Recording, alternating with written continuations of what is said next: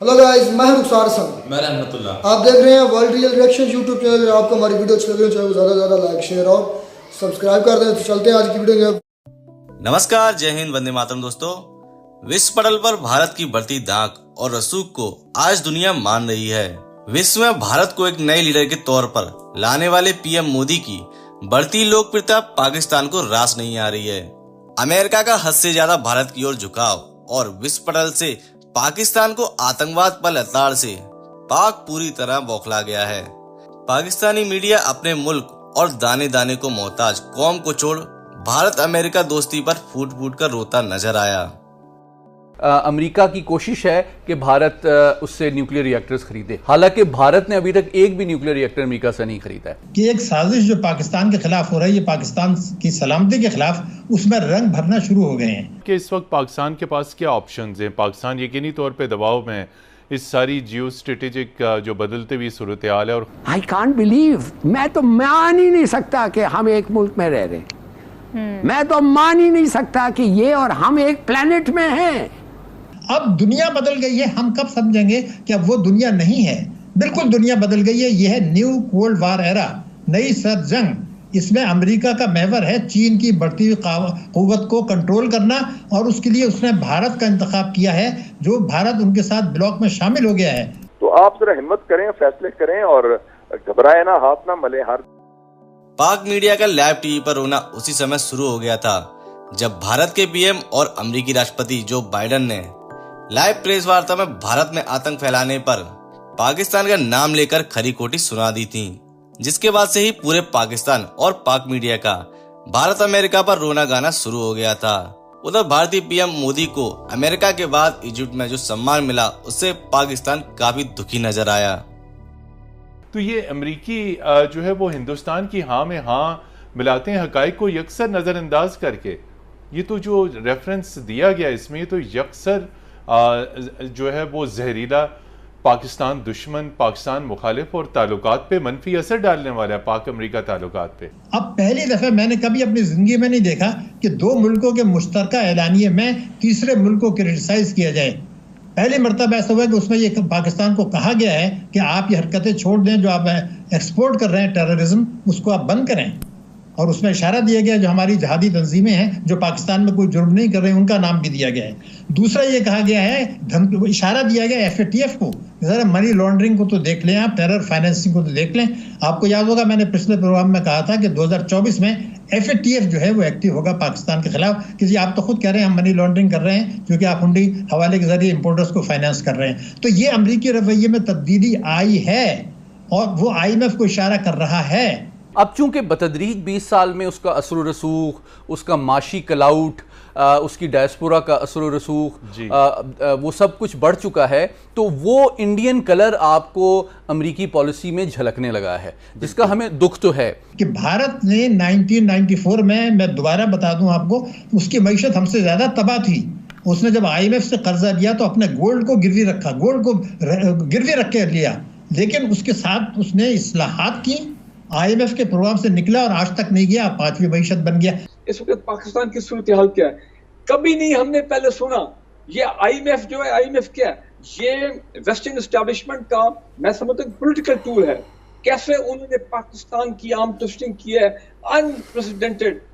22 programme हम पहले कर चुके हैं। 4 महीने से आप देखेंगे किधर उन्होंने हमें हमारी आर्म ट्विस्टिंग की है IMF एग्रीमेंट के लिए। होता ये नहीं, वो भी 30 तारीख तक पता लग जाएगा। जो पाकिस्तान और अमेरिका के ताल्लुकात हैं और भारत और अमेरिका के ताल्लुकात हैं, अगर आप इसकी एक बैलेंस शीट बनाएं तो सिर्फ 3 डोमेन्स को आप कंपेयर कर लें: जियोपॉलिटिक्स, जियोइकोनॉमिक्स, सिक्योरिटी और इकोनॉमिक्स। बिल्कुल ठीक है। जियोपॉलिटिक्स में आपको अनबायस्ड, अनइमोशनल अंदाज में नज़र आ रहा है, जिस तरह सेनेटर मुशाहिद ने भी कहा कि वो उनका झुकाव मुकम्मल तौर पे भारत की तरफ इस हद तक बढ़ गया है कि उनकी तवक्कुआत शायद भारत से, चाइना के हवाले से गैर हकीकत पसंदाना लेवल तक पहुंच चुकी हैं। इसीलिए वो ट्रांसलेट हो रहा है बहुत ज़्यादा access to advance technology, to drones, to military cooperation, to joint interoperability, to joint production, वो सारी चीज़ों में। दूसरा पहलू सिक्योरिटी का है। सिक्योरिटी को भी मैं 2 बल्कि 3 डोमेन्स में मैं सब क्लासीफाई कर देता हूँ: स्ट्रेटेजिक या nuclear, cooperation, conventional joint production और कॉपरेशन, और तीसरा काउंटर टेररिज्म। देखें, इन तीनों डोमेन्स में आपको नज़र आ रहा है कि इंडो यूएस न्यूक्लियर डील से लेके अब तक अमेरिका की कोशिश है कि भारत उससे न्यूक्लियर रिएक्टर्स खरीदे। हालांकि भारत ने अभी तक एक भी न्यूक्लियर रिएक्टर अमेरिका से नहीं खरीदा है। एग्रीमेंट हो चुका है। जी जी। दूसरा जो है वो कन्वेंशनल डोमेन में आपको नजर आ रहा है कि अमेरिका के भारत के साथ जो दिफाई ताउन है वो बहुत ज़्यादा बढ़ चुका है। भारत दुनिया का सबसे बड़ा डिफेंस इक्विपमेंट का इंपोर्टर है इस वक्त पूरी दुनिया में, और उसको आप पाकिस्तान से उस ताउन की क्वांटिटी और क्वालिटी को कंपेयर नहीं कर सकते। तीसरा शोबा है काउंटर टेररिज्म। उसमें यकीनन पाकिस्तान का एक कॉपरेशन अमेरिका के साथ चल रहा है, थोड़ा सा इम्प्रूव भी हुआ है, और अफगानिस्तान के हवाले से हम उसको आगे बढ़ा रहे हैं। तीसरा पहलू है इकोनॉमिक्स। इकोनॉमिक्स में आप देखें, अमेरिका, जो बात हमारे नाज़रीन को बताना हकीकत पसंदाना अंदाज में ज़रूरी है कि India is not just on the receiving end. India 80 Arab dollar की एक्सपोर्ट्स करता है हर साल अमेरिका को। हम जो हैं तकरीबन 80 अरब डॉलर की एक्सपोर्ट मार्केट है अमेरिका इंडियन प्रोडक्ट्स की, जबकि पाकिस्तान तकरीबन 8 से 9 अरब डॉलर की करता है। दोनों का बायलैटरल ट्रेड का वॉल्यूम बहुत फर्क है। तो ये जब आप एक दो ममालिक की रिलेशनशिप को कंपेयर करते हैं तो उसको कंप्रीहेंसिवली देखना चाहिए। ये सिर्फ एक इंडिविजुअल या एक एस्पेक्ट से उसको समझना एक गैर हकीकत पसंदाना बात होगी। वीडियो ही खत्म। राज न्यूज़ में की वीडियो थी। वीडियो का टाइटल था कि बड़े बड़े मुल्क इंडिया के सामने झुकने पर मजबूर है, और ये बात भी 100% ठीक है।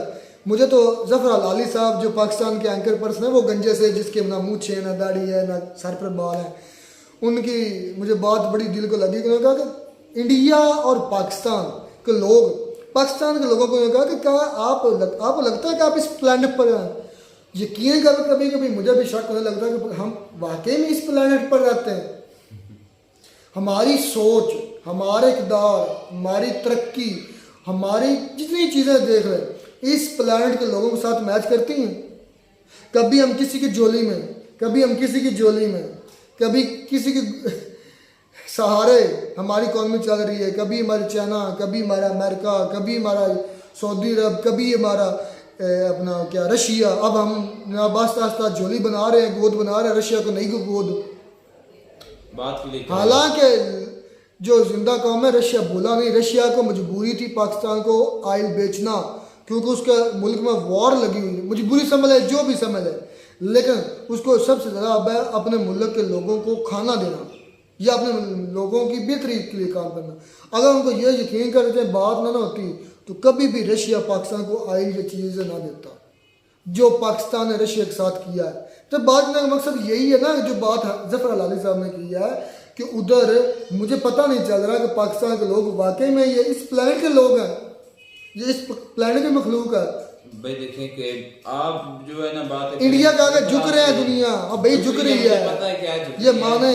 इंडिया जिस तरह पहले झुका है, अमेरिका के पहले पीछे पीछे चला है, उसके पाँव हाँ? उसको कॉपी किया है, मुझे सब पता है। और यार मैं हर रोज इसके मुतालिक अब तहकीक करता हूँ, सर्च करता हूँ। अच्छा, क्या तहकीक की फिर? तो सबूत के बगैर मैं नहीं बोलूंगा, लेकिन ये है कि जब हमारी जो वॉर्स की सीरीज शुरू होगी ना, तो उसमें मैं यार तुम जो है ना आप यार तुम अभी को थोड़ा हिंट दे दो। तुमने कहा कि इंडिया ने अमेरिका के मगर पीछे पीछे चला है, अमेरिका की तरले की, कब तरले की है? जब अमेरिका का सदर था ना, साबिक सदर जो ट्रम्प था, अच्छा, तो दौरा जो है ना उस वक्त गया था, ये मोदी भी गया था और हमारे इमरान खान साहब भी गए थे। अच्छा, तो इमरान खान साहब को जब आपको पता है कि जो उनका किस तरह वेलकम किया और उनके साथ कैसे उनकी जो डायलॉग हुआ और अच्छे तरीके से। अच्छा, तो मतलब कि उन्होंने इतनी उनको इज्जत दी को आपको नहीं पता, क्योंकि जो हमारे जितने क्या दिया पाकिस्तान को, दिया क्या यार, दिया क्या वो मैं बात नहीं कर रहा, भीख दे या इस बात में इसकी नहीं कर रहा मैं, रिस्पेक्ट। और उसके बदले में क्या लिया? अड्डे लिए, उसके बदले में क्या लिया? वजीरिस्तान और कबाली लोगों की जानें ली। उस वक्त हमारे इमरान खान साहब को पता नहीं था, अब आपको पता है। ओ भाई, हमें डॉलर मिले हैं हमारे लोगों की अमवात पर, हमारे लोगों की जिंदगियों पर। उनका खून बहा है कि आपको शक है कि आप इस प्लेनेट पर रहते हैं किसी और पर रहते हैं? मुझे तो शक ही है। कभी किसी के जोड़ी में आप कह रहे जाते हैं और कभी कभी गोद कह लें। ठीक है, बाप की बात। अच्छा, तो बात करने की ये कि पाकिस्तान को चलाने वाला आपको पता है अभी कौन है? कौन है? ना पता चल रहा है कि हमारी आर्मी चला रही है, ना पता चल रहा है कि दूसरी हमारी जो हुकूमत है वो चला रही है। एक कन्फर्म फिर बात तो ठीक ही हो ना कि हमें पता नहीं चल रहा कि हम मतलब कहाँ है, कौन हमें गाइड कर रहा है। फिर बात तो जफर लाली साहब की ठीक हुई ना कि हम इस प्लेनेट की मखलूक नहीं, क्योंकि मैं पता ही नहीं कि हमें चला क्या हो रहा है। इंडिया के अब दिन है थोड़े से उड़ने के, तो वो जो भी बात करेंगे भाई मेहनत की है उन्होंने, मेहनत उन्होंने की है वो मुझे पता है। पाकिस्तान में इंशाल्लाह मेहनत करेगा और कब करेगा? जब इमरान खान साहब इसके पीएम होंगे। ये बात भूल जाए, वो मेरी बात आज लिख लो, कहीं ये जो मेरे व्यूवर्स होने वाले हैं मेरी बात आज लिख लें, कहीं स्टैंप लगवा लें मुझसे, कहीं स्टाम्प पेपर पर साइन करवा लें, खान अब नहीं आने वाला। नहीं, ये तो जो हमारी एस्टेब्लिशमेंट, हमारी आर्मी एस्टेब्लिशमेंट उसके बहुत खिलाफ हो चुकी है, वो उस पर क्रॉस लगा चुकी है, और जिस पर हमारी एस्टेब्लिशमेंट क्रॉस लगा दे ये हो ही नहीं सकता, हो ही नहीं सकता, तकरीबन नामुमकिन से समझ लें 0.1% पीछे है। अगर जिस पर आर्मी, मेरी बात सुन, जिस पर आर्मी 100 में से 0.1% चांस होते हैं उसके बनने के, इस वक्त इमरान खान के पीएम बनने के 0.1% चांस है, इससे ज्यादा नहीं है, ये लिख ले। आपको पता है कि जो नामुमकिन होता है वो एक दिन मुमकिन भी हो जाता है यार। 0.1% चांस है, या बंद कर ले, इससे ज्यादा है कि आपको पता है कि सच्चे किसी बंदे के सच्चे होने की निशानी है कि सारे उसके जो है ना मुखालिफ हो जाते हैं। और इमरान यार मैं कब कह रहा हूँ खान साहब झूठे हैं या खान साहब, मैं ये कह रहा हूँ कि तुम्हारे मुल्क में इस वक्त खान नहीं आ गया, तुमने कहा खान आएगा तो अल्लाह ठीक हो जाएंगे। उनके इंडिया की वजह क्या तरक्की करने की? उनकी इस्टेब्लिशमेंट, उनकी आर्मी सिर्फ सरहदों पर है।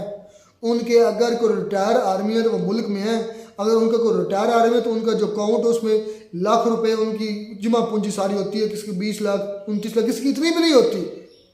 ये रिसेंटली उनका जो आर्मी चीफ है, आर्मी चीफ है। और हमारे बाजवा साहब जब रिटायर हुए थे तो उनकी बहू के अकाउंट में 32 अरब डॉलर, 32,000 अरब रुपया थे, कहाँ से आए?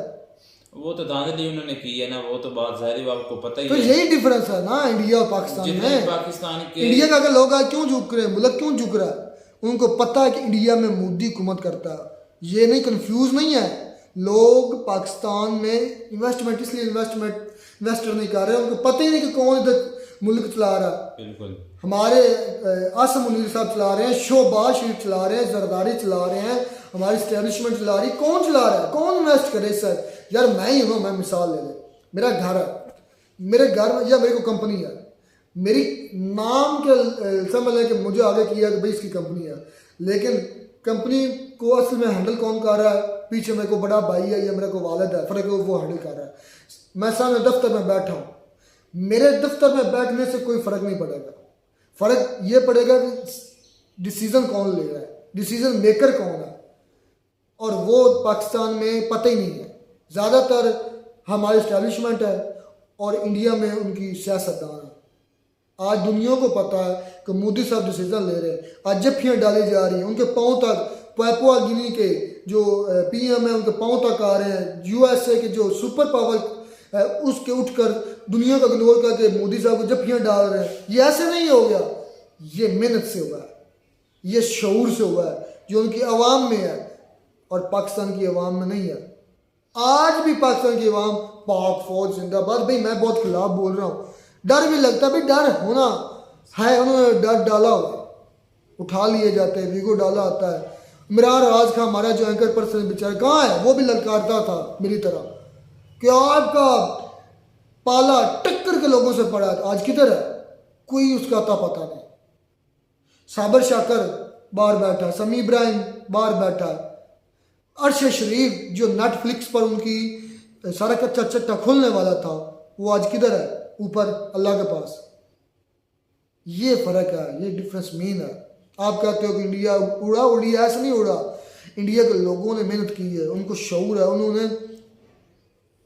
राखी करने वालों को सिर्फ राखी के काम पर लगाया हुआ है। मैं मिसाल ऐसी मेरे जहन में थी लेकिन मैं नहीं देना चाहता। कुत्ता हो ना घर का रखवाला, तो उसको घर के बर्तन पलीत करने के लिए नहीं रखा जाता, उसको सिर्फ बाहर दरवाजे पर रखा जाता है कि तुमने सिर्फ बाहर से कोई खतरा आया तो उसको काबू करना है, अंदर हम संभाल लेंगे। लेकिन हमारे जो कुत्ते हमारे बर्तन पलीत कर चुके हैं और आज से नहीं 75 ईयर से कर रहे हैं और करते रहेंगे, क्योंकि घर के जो है ना मेंबर्स उनमें इत्तेफाक नहीं है। कुत्ते तब बर्तन प्लीट करते हैं जब घर के मेंबर सो जाते हैं या उनमें इत्तेफाक नहीं होता, आपस में लड़ना शुरू करते हैं। कुत्तों ने तो प्लीट करना ही है। बस इतनी मिसाल काफ़ी है। तुम्हें कहते हैं आपको हमारी वीडियो अच्छी लगी होगी, वीडियो अच्छी लगी हो चैनल को सब्सक्राइब करते हैं। मिलते हैं नई वीडियो में नया टॉक साथ, तब तक दीजिए इजाज़त। अल्लाह।